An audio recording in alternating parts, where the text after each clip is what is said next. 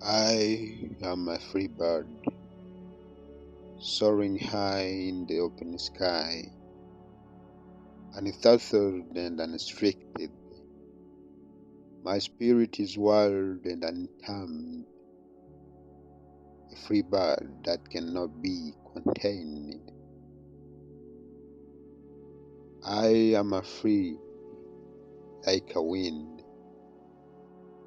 blowing wherever destiny takes me. Boundaries cannot hold me captive. I am a free bird designed to explore and conquer. My wings are my freedom, and the sky is my limitless playground. In the pursuit of freedom, I embrace the unknown and let go of fear. Freedom is my anthem, and I sing it with every flight, every breath I take. It fuels my soul.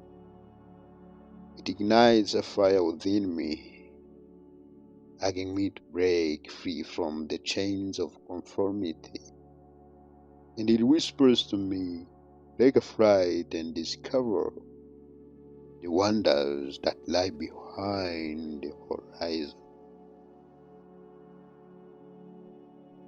In the domain of freedom, I am the commander, fearlessly exploring uncharted territories. Freedom is not just a state of mind, it is the very essence of my existence.